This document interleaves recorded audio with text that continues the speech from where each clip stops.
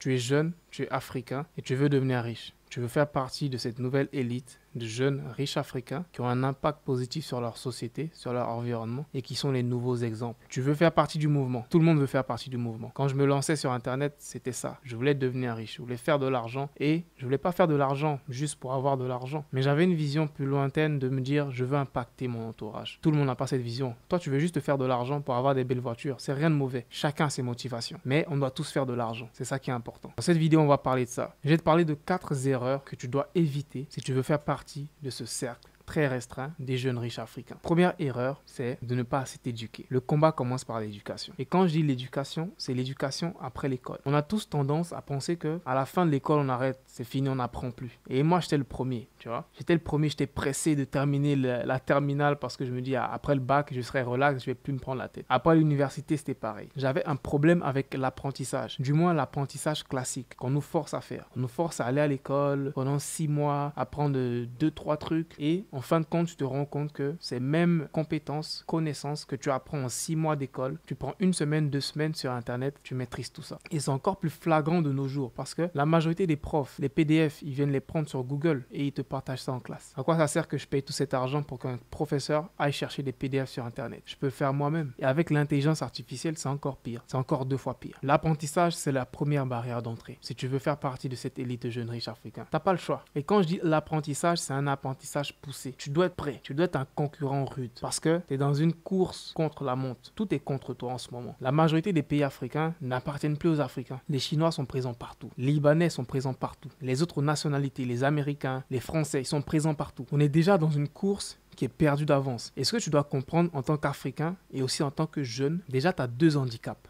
Dans cette société dans laquelle on vit, être africain déjà c'est un handicap de départ. Ça fait un handicap. Et si tu es jeune déjà ça fait 2 handicaps. Parce que dans la société francophone, quand tu es jeune, on ne considère pas ton expertise assez. Quand tu es jeune, on ne considère pas ta maturité assez. Quand tu es jeune, on ne considère pas ton expérience assez. Donc tu as 2 gros handicaps ici. Tu es africain et tu es jeune. Donc on ne te prend pas au sérieux. Tu es doublement handicapé. Et pour remédier à ça, puisque tu es doublement handicapé, tu vas devoir travailler doublement plus que les autres. Malheureusement, en tant que jeune africain, tu te dois de travailler 2 fois, 3 fois plus que les autres pour avoir le même résultat qu'eux. C'est dommage, mais c'est vrai. Et je le sens en ce moment. Je te dis, les efforts que moi je mets dans mon business en ligne, honnêtement, il y a des jeunes qui sont aux États-Unis qui font pas un tiers de ces efforts. Ils gagnent des 100 000 euros par mois, des 100 000 dollars par mois. Parce que on n'a pas les mêmes handicaps, on n'a pas le même environnement, malheureusement. Et heureusement, je dirais. Parce que nous, ça nous pousse à travailler plus. Du coup, quand on est dans un environnement compétitif, un Américain, il se rend compte que waouh, l'Africain là, il est fort quand même. Je te donne un exemple. Le système scolaire en Afrique francophone, principalement, il est tellement avancé que lorsque tu fais des études en Afrique francophone, que ce soit un lycée ivoirien ou un lycée français en Afrique, et après tu te retrouves soit en France ou aux États-Unis, le plus souvent, tu te rends compte que tu as un niveau beaucoup plus avancé que les autres autour. Même si tu n'étais pas le meilleur en Afrique, mais tu as un niveau beaucoup plus avancé. Parce que nous, on fait des efforts pour pouvoir être à leur niveau. On fait 2 fois, 3 fois plus d'efforts pour être à leur niveau. Donc, sans le vouloir, on se retrouve à être plus fort qu'eux. Mais on ne le sait pas. La majorité d'entre vous, vous ne le savez pas. Tu ne sais pas que toi, en ce moment, avec ton niveau de terminale, si tu vas aux États-Unis, tu as le niveau de quelqu'un qui a 1 année ou 2 années d'université. Tu ne le sais pas. Donc, tu n'es même pas au courant de tes forces. Et quand tu n'es pas au courant de tes forces, on les utilise comme des faiblesses contre toi. Donc, sache que le premier pilier, c'est l'éducation. Et l'éducation, il faut la maîtriser. Il faut se développer. Après le lycée, tu continues d'apprendre. Après l'université, tu continues d'apprendre. Lis des livres. Voilà. C'est bateau, tout le monde le dit, mais lis des livres. C'est important. Et moi, je suis le premier à te dire ça parce que je lisais pas avant. Je lisais pas du tout. Le seul moment où je lisais, c'est quand on me forçait. Quand à l'école, pour le cours de français, le professeur me dit, Ibrahim, lis tes livres. Ok, je vais le lire. Mais de moi-même, je vais jamais prendre un livre et le lire. Jusqu'à ce qu'il y a 2 ans, je prenne cette décision de me dire, j'étais à un point du business où je sentais que je stagnais. Je gagnais peut-être 5 000, 7 000 euros par mois et je voyais que les gens autour de moi, les personnes que je voyais comme modèle, faisaient 2 fois, 3 fois, 10 fois plus. Et j'étais frustré. Je me dis, mais pourquoi? On a les mêmes compétences, on a les mêmes outils, mais pourquoi ils gagnent plus d'argent que moi? Ils ont plus de connaissances que moi. Voilà. Donc j'ai commencé à dire, bon là, je suis obligé. Je suis arrivé au stade où je vais plus à l'université pour apprendre. J'apprends de moi-même et je vais me forcer. Commence à lire des livres. Et là, ça a tout transformé. Aujourd'hui, je suis devant toi, je te dis de lire des livres. Quelqu'un qui lisait pas avant. Pour te dire que c'est puissant. L'éducation, c'est le premier pilier à ne pas négliger. Si tu veux faire partie de cette nouvelle élite de jeunes riches africains. Gros pilier qui va te rendre compétitif, qui va te permettre de te faire respecter. Parce que tu as 2 handicaps, je te rappelle. Tu es africain et tu es jeune. Deuxième erreur que tu ne dois pas commettre, c'est de négliger la technologie et d'être encore dans un système classique. De réfléchir encore comme nos parents il y a 15 ans, il y a 20 ans. Et Tout commence par le choix de ta filière. Il y a encore plein de personnes dans l'éducation, des jeunes, quand ils choisissent leur filière, ils prennent même pas en compte les avancées du monde. Ils vont aller apprendre la littérature, ils vont aller apprendre l'économie, les finances. Bref, ils vont aller se lancer dans des filières qui n'ont pas autant d'avenir que la technologie. Et la technologie, c'est vaste. Tu peux faire de la comptabilité, mais il y a un aspect de la technologie qui est intégré à la comptabilité. Concentre-toi sur ça. Tu peux faire de la finance, mais il y a un aspect spécial de la finance qui est plus avancé en termes de technologie. Concentre-toi sur ça. Peu importe la filière que tu veux faire, pense à l'aspect technologique de cette filière-là, parce que c'est l'avenir du monde. Si tu ne l'as pas remarqué, ton téléphone portable, c'est l'avenir du monde. Ton ordinateur, c'est l'avenir du monde. Ne néglige pas la technologie. Si tu fais cette erreur, tu resteras dans l'ombre. Tu feras partie de ceux qui diront « si je savais ». Tu savais, on t'a dit, tu as vu les signes, mais tu as préféré ignorer les signes. Parce qu'il y a plein de personnes qui sont bornées. Il y a plein de personnes qui se disent « moi je m'en fous, je vais suivre mes rêves, je vais suivre mon intuition, je suis passionné par la littérature ». Ils vont faire 4 ans, 5 ans d'années de littérature pour se rendre compte qu'à la fin, qu'ils se sont trompés. Il n'y a pas d'opportunité dedans. Et j'ai pas envie que tu fasses partie de ces gens bornés qui s'entêtent et qui à la fin ressortent avec peu d'opportunités. Dès les débuts, ne néglige pas la technologie. Et la majorité des personnes qui regardent cette chaîne, ils sont jeunes. Ils ont moins de 25 ans. Certains même, vous avez moins de 18 ans. Donc, il n'est même pas tard encore. Il est encore temps de récalibrer ça. Donc, si tu avais négligé la technologie dans ton cursus, il est temps de récalibrer ça. Parce que c'est une erreur que tu ne veux pas commettre.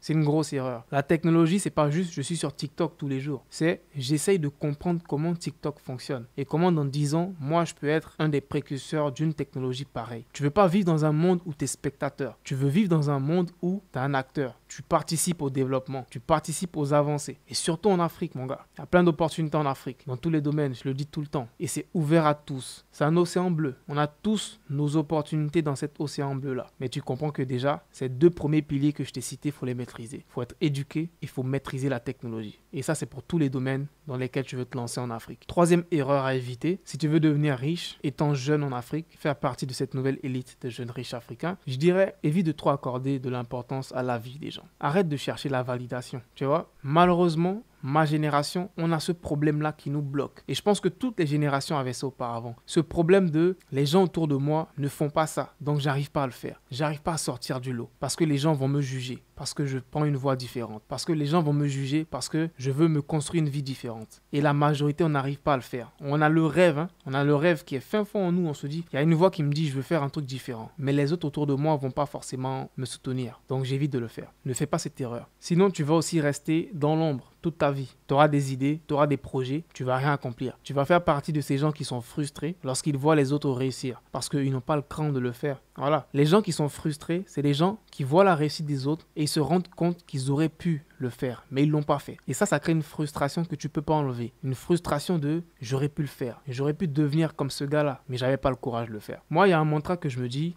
c'est que lorsqu'on sera âgé, on sera vieux, on va tous regretter des choses. Le regret, ça fait partie de la vie. Mais les plus gros regrets, c'est les regrets des choses que tu n'as pas fait. Des choses que tu aurais pu faire, mais que tu n'as pas fait. Et ça, c'est des regrets qui vont te hanter toute ta vie. Et j'ai pas envie que tu sois à ce stade-là. Donc, évite de te bloquer à cause de l'avis des gens. Tu es jeune, donc c'est un gros handicap. Les gens autour de toi qui sont plus âgés vont vouloir te dicter ton avenir parce qu'ils ont plus d'expérience. Malheureusement, c'est comme ça on pense en Afrique, c'est comme ça on pense dans la francophonie. On se dit, une personne qui a plus d'âge que toi, une personne qui est plus âgée que toi, eh bien, elle a plus d'expérience que toi. Elle en sait plus que toi. Et malheureusement, ça gâche la vie de plein de jeunes. Ils suivent des conseils, mais ces conseils-là ne sont pas des conseils qui sont adaptés à eux. Mais comme ce sont des conseils qui viennent de personnes plus âgées, tu te dis, s'il le dit, c'est qu'il a raison. Et à la fin, tu te retrouves avec une vie que tu n'aimes pas. Tu te retrouves à être un envieux. Tu te retrouves à être une personne qui est frustrée. Parce que tu n'as pas eu le cran de suivre ton intuition. Tu n'as pas eu le cran de suivre tes rêves. Et tu as écouté l'avis des gens et tu t'es bloqué. Ne fais pas cette erreur-là. La prochaine erreur que tu dois éviter à coup sûr, fuis ça comme la peste. C'est le fait d'être trop un spectateur. En Afrique, on est trop des spectateurs, malheureusement. Et les gens profitent de ça et s'enrichissent sur notre dos. En Côte d'Ivoire, la majorité des business sont tenus par les étrangers. Et nous, on est des spectateurs, nous les Ivoiriens, on est des consommateurs, malheureusement. Au lieu d'être les acteurs qui créent et qui participent au mouvement. Et ça, c'est à la grande échelle en Afrique. C'est à la grande échelle. On est juste des spectateurs sur tout ce qui se passe. Et les étrangers, ils aiment bien ça. On va venir dans votre pays, on va créer des business, on va se faire de l'argent et vous allez nous regarder faire de l'argent. Ça me fait rire souvent quand je vois des jeunes qui se plaignent, qui se disent « en Afrique, il n'y a pas d'argent ». Alors qu'il y a des sociétés comme Orange qui font des chiffres d'affaires de milliards par mois. Il y a des sociétés qui font des chiffres d'affaires de milliards par mois. Et ces milliards-là, c'est toi qui leur donnes. C'est toi qui achètes chez Orange. C'est toi qui achètes chez Wave. C'est toi qui achètes chez Burger King. C'est toi qui achètes chez KFC. L'argent, il est là, mais tu ne vas pas le chercher. Les étrangers viennent le chercher. Et malheureusement, c'est la réalité en Afrique. On est des spectateurs. Et ça va continuer comme ça si nous, les jeunes, on ne change pas d'approche. Parce que ce qui va changer l'avenir de notre continent, c'est nous. C'est les jeunes. Parce que l'Afrique a plus de 60% de jeunes qui ont moins de 30 ans. Donc, nos parents ont fait leur part. Il est temps pour toi comme pour moi de se lever et de faire notre part. Et moi, j'essaye à mon humble échelle de faire ma part. Après, il faut que tu fasses la tienne. Il faut que tu te lances. Arrête d'être un spectateur. Commence à agir. Lance-toi dans quelque chose. Arrête de trop réfléchir. Trop réfléchir, ça tue le rêve. Quand tu es trop là, trop perfectionniste, tu veux lancer ton agence, tu vas te dire d'abord je vais avoir mon logo, je vais avoir mon site qui est carré, je vais avoir une équipe qui est carrée. Tu vas jamais te lancer. Lance-toi juste. Voilà. Quand tu vas te lancer, tu vas te rendre compte que là je me suis lancé, j'ai 10 clients, j'ai besoin d'une équipe. Maintenant je vais recruter. Là je me suis lancé, j'ai 10 collaborateurs, j'ai besoin de locaux. Là je vais chercher des locaux. Au début, sois léger. Plus tu es lourd dans les débuts, moins tu pourras avancer. Et c'est un gros problème aussi que je vois, beaucoup qu'on voit tous ici. Les gens ont cette approche du business, de se dire, si je dois lancer mon salon de manicure, d'abord je vais aller prendre un local que je vais payer 200 000 par mois. Après je vais aller recruter des filles qui vont faire la manicure pour moi. Je vais acheter des meubles, je vais meubler tout ça. Avant même de me lancer, avant même de faire 1 euro, j'ai déjà des dépenses et je suis stressé. Et c'est la réalité de plein de personnes. C'est pour ça qu'elles échouent. 99% des business échouent au bout d'1 an. C'est pas pour rien. Parce qu'ils ont cette approche-là de se mettre plein de charges avant même de se lancer. Les charges, ça te ralentit. Quand tu arrives à un niveau dans le business, tu es obligé d'avoir une équipe. Donc, tu recrutes. Mais au début, tu ne vas pas te mettre cette charge-là. Et l'avantage qu'on a avec le business en ligne, c'est que tu n'as pas besoin de locaux, tu n'as pas besoin de recruter des gens. Lance-toi, fais un truc et tu commences à faire de l'argent. Je regardais une vidéo une fois qui disait que Internet, c'est la plus belle opportunité du monde. C'est-à-dire que tu fais des erreurs, mais tu es quand même payé. Tu vois, sur Internet, personne n'est un expert. Mais moi, je te dis, je suis un expert parce que c'est l'image de marque. J'ai appris des choses, je maîtrise des choses. Mais en soi, on a tous appris from scratch. On a tous appris de zéro et aujourd'hui, on connaît 100. Aujourd'hui, on connaît 50. Et on a fait des erreurs sur le parcours. Et on a été payé pour faire des erreurs. Pour te dire, j'ai lancé ma première chaîne YouTube. Je n'étais pas parfait. Je faisais des erreurs dans le montage. Je n'étais pas à l'aise devant la caméra. Mais je faisais de l'argent quand même. C'est-à-dire que malgré que je n'étais pas parfait, je faisais de l'argent. Et ça, c'est un truc que les gens ne comprennent pas avec Internet. Tu peux te lancer. Tu ne seras pas parfait. Tu vas faire des erreurs, mais tu vas quand même faire de l'argent. Tu vois, tu vas quand même faire de l'argent. Et ça, c'est un mythe qu'il faut démystifier. Je regardais un podcast récemment d'un entrepreneur que je suis beaucoup. Il fait des millions d'euros. Et il disait... Il avait aussi cette idéalisation qu'il avait avant de se dire, sûrement les entrepreneurs qui font plus d'argent que lui, leur business doit être structuré, ils doivent avoir des process, etc. Mais plus il a commencé à côtoyer des gens qui faisaient plus d'argent que lui, il s'est rendu compte que mais c'est du n'importe quoi. Il y a des gens qui font des millions par mois, ils ont un business qui est désordonné.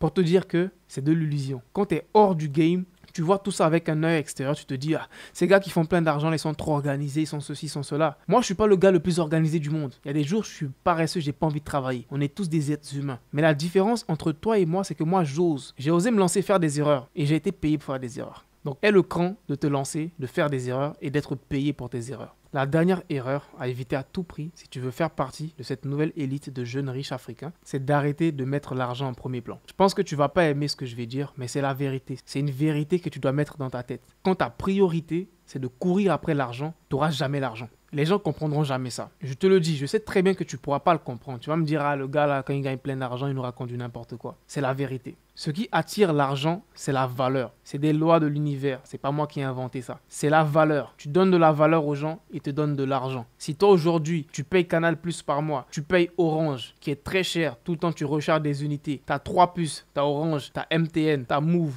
tu payes, tu vas dans des restaurants, tu payes des résidences meublées, tu donnes ton argent à des gens tous les jours, constamment. C'est parce que tu reçois de la valeur en retour. Si Orange ne t'apportait aucune valeur, tu n'allais pas payer leur forfait. Tu n'allais pas dépenser autant d'argent pour recharger des unités, pour avoir de l'Internet. Ils t'apportent de la valeur qui est d'avoir accès à l'Internet, d'avoir accès au réseau. C'est ça la valeur. Et quand tu comprends ça, tu comprends que l'argent, tu ne cours pas après. Tu crées de la valeur et l'argent court après toi. Récemment, je regardais une autre vidéo d'un autre entrepreneur que j'aime bien, Alex Hormozy. Je parle très souvent de lui. Il a dit un truc qui m'a vraiment marqué. Il a dit, pendant ses 5 premières années dans l'entrepreneuriat, il a dû dire non à tout. Il a dit non à toutes les propositions d'affaires, toutes les propositions de conférences, toutes les propositions de meetings, toutes les propositions. Il disait non à tout. Parce qu'il s'est rendu compte que la seule raison de pourquoi les gens aujourd'hui me proposent des choses, c'est parce que j'ai créé une valeur. Si je ne prends pas le temps pour consolider cette valeur qui est mon business et de réellement la solidifier, si je néglige cela, que je perds cette valeur, les gens ne vont plus rien me proposer. La seule raison de pourquoi aujourd'hui j'ai autant d'opportunités, c'est parce que je me suis concentré pour créer cette valeur qui est mon business. Donc si je fais l'erreur d'accepter tout ce qu'on me propose et que je perds le focus sur cette seule chose qui m'a permis d'avoir tout ça, eh bien je vais tout perdre. Donc la leçon à apprendre d'ici, c'est que concentre-toi sur une chose et cette seule chose va t'ouvrir la porte à tout ce que tu veux dans le monde.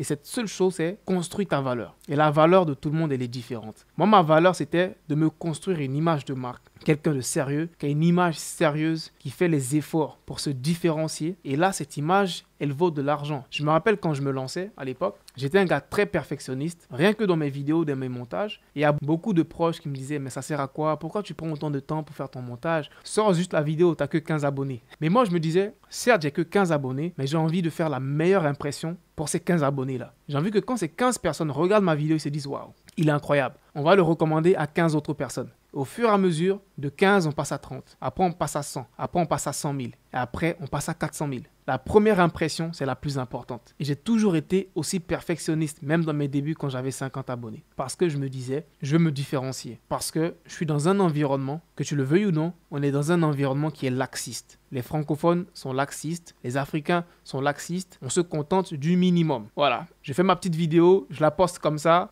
fait des vues, ok c'est bon. Il y a très peu de personnes qui ont cet aspect de se dire, je veux construire des choses qui sont bien, de qualité. Peu importe ce que je fais, je vais mettre la qualité dedans. Et moi, je voulais me différencier dans cet aspect-là. Et quand tu as cette vision, crois-moi, ça te prend beaucoup plus de temps de réussir. Donc, je ne m'attendais pas à réussir rapidement. Mais la chance était de mon côté. Parce que être perfectionniste, ça prend du temps. Donc, normalement, je n'étais pas censé réussir rapidement. Mais la chance était de mon côté. Mais malgré ça, je n'ai pas arrêté. Parce que comme je t'ai dit, ce qui m'a permis de réussir, c'est mon perfectionnisme. Donc, c'est pas maintenant que je réussis que je vais devenir laxiste. Pas du tout, au contraire, je vais redoubler d'efforts. Donc moi, je prends comme exemple des gars comme MrBeast. MrBeast aujourd'hui, il travaille comme un malade. T'as l'impression que le gars, c'est maintenant qu'il débute YouTube. Il a 140 millions d'abonnés. Mais il travaille 10 fois plus que moi. Il travaille 100 fois plus que toi. Alors qu'il a réussi. Il a la réussite que tu souhaites. Il a la réussite que je souhaite. Mais il travaille encore plus que nous. Donc ça t'apprend que la réussite, c'est pas une finalité. C'est un comportement que tu gardes toute ta vie. Je pense que ça sera le dernier mot de la vidéo. Peace out.